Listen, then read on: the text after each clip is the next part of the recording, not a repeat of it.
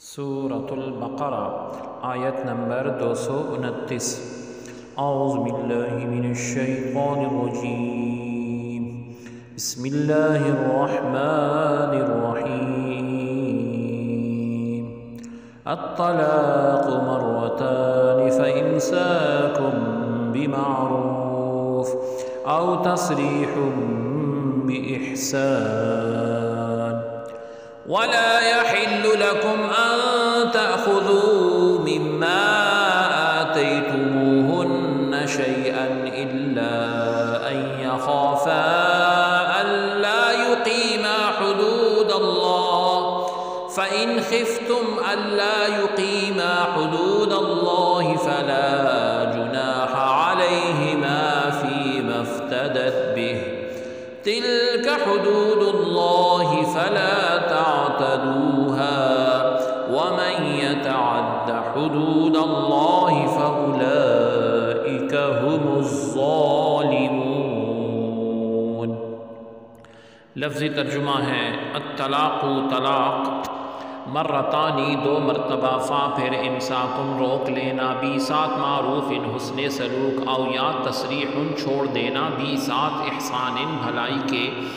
وا اور لا نہیں، یحل جائز، لا واسطے، کم تمہارے، ان کے، تاخذو تم لے لو، من سے ما جو، آتیتمو تم نے دیا، ہننا ان کو، شیئن کچھ،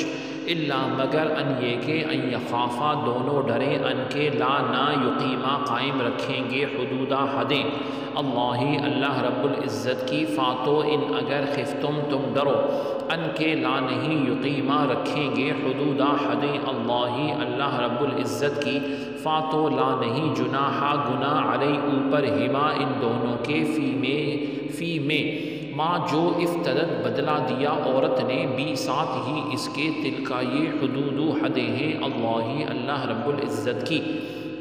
فا پھر، لانا تعتدو آگے بڑھو، ہا ان سے، وا اور من جو، یتعدی آگے بڑھے، حدودہ حدوں سے، اللہ اللہ رب العزت کی، فاتو اولئکا وہی لوگ، ہم وہی، الظالمون ظالم ہیں۔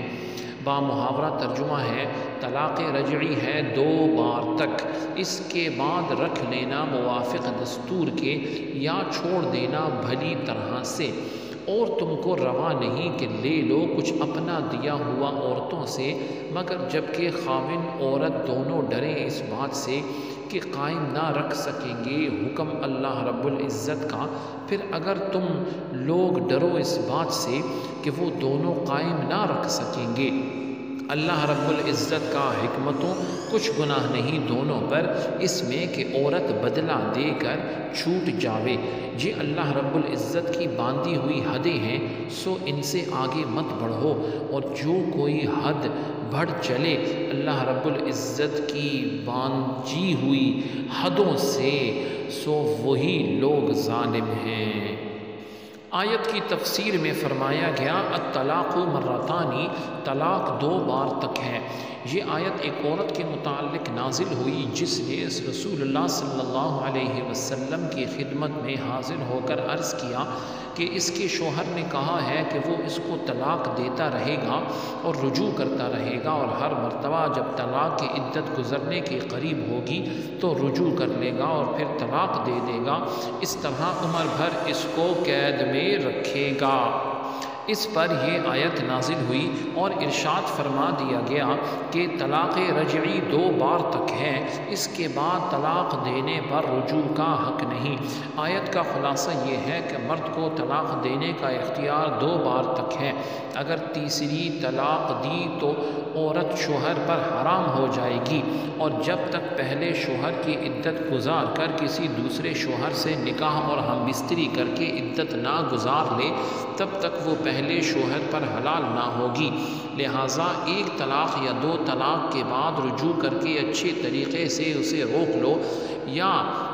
طلاق دے کر اسے چھوڑ دو تاکہ عورت اپنا کوئی دوسرا انتظام کر سکے۔ اچھے طریقے سے روکنے سے مراد رجوع کر کے روک لینا ہے، اور اچھے طریقے سے چھوڑ دینے سے مراد یہ ہے کہ طلاق دے کر عدت ختم ہونے دے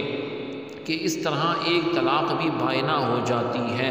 شریعت میں طلاق دینے اور نہ دینے کی دونوں صورتوں میں بھلائی اور خیر خواہی کا فرمایا ہے۔ ہمارے زمانے میں لوگوں کی ایک بڑی تعداد اور دونوں طریقوں میں الٹا چلتی ہے۔ طلاق دینے میں بھی غلط طریقہ اور بیوی کو رکھنے میں بھی غلط طریقہ رائج ہے۔ اللہ رب العزت ہم سب کو اس کے بارے میں ہدایت عطا فرمائے۔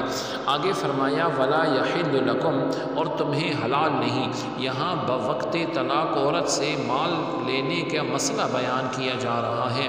اس کی دو صورتیں ہیں۔ پہلی یہ کہ شوہر اپنا دیا ہوا مہر واپس لے اور یہ بطور خلا نہ ہو، یہ صورت تو سراسر ناجائز اور حرام ہے۔ یہ مضمون سورہ نساء کی آیت نمبر 20 اور 21 میں بھی ہے۔ وہاں فرمایا گیا کہ تم بیویوں کو ڈھیروں مال بھی دے چکے ہو تو طلاق کے وقت ان سے لینے کی اجازت نہیں ہے۔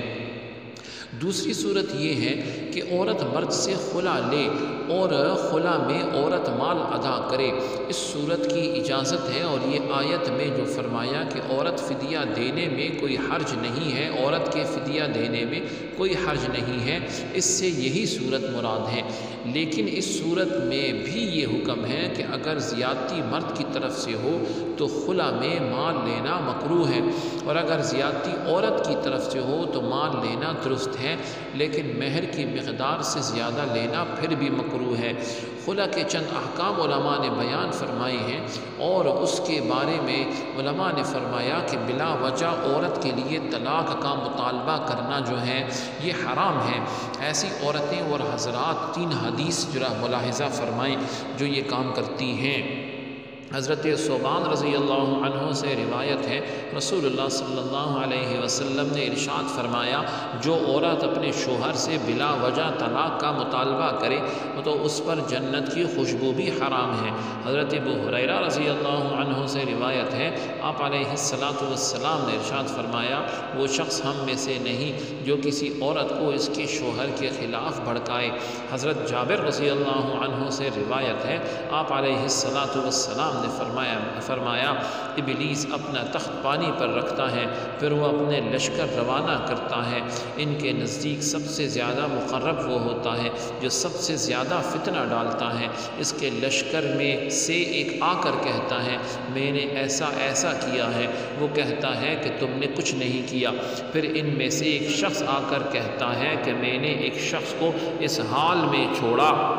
کہ اس کے اور اس کی بیوی کے درمیان جدائی کروا دی۔ ابلیس اس کو اپنے قریب کر کے کہتا ہے ہاں تم نے کام کیا ہے۔ پھر دوسرا خلا کا معنی جو ہے مال کے بدلے نکاح زائل کرنے کو خلا کہتے ہیں۔ خلا میں شرط یہ ہے کہ عورت اسے قبول کرے۔ نمبر 3 ہے کہ اگر میاں بیوی میں نااتفاقی رہتی ہو تو سب سے پہلے میاں بیوی کے گھر والے ان میں صلح صفائی کی کوشش کریں، جیسا کہ سورہ نساء آیت نمبر 35 میں ہے کہ مرد و عورت دونوں کی طرف سے جو ہے بینچ مقرر کیا جائے، جو ان طرف سے لوگ مقرر کیا جائیں جو ان کے درمیان صلح صفائی کروا دے۔ لیکن اگر اس کے باوجود آپس میں نہ بنے اور یہ اندیشہ ہو کہ احکام شرعیہ کی پابندی نہ کر سکیں گے تو خلا میں کوئی مضائقہ نہیں، اور جب خلا کر لیں تو طلاق بائن واقع ہو جائے گی، اور جو مال طے کیا ہو عورت پر اس کی ادائیگی لازم ہو جائے گی۔ خلا کی آیت حضرت جمیلہ بنت عبداللہ رضی اللہ عنہ کے بارے میں نازل ہوئی۔ انہوں نے اپنے شوہر حضرت ثابت بن قیس رضی اللہ عنہ کی شکایت کی تھی، رسول اللہ صلی اللہ علیہ وسلم کی بارگاہ میں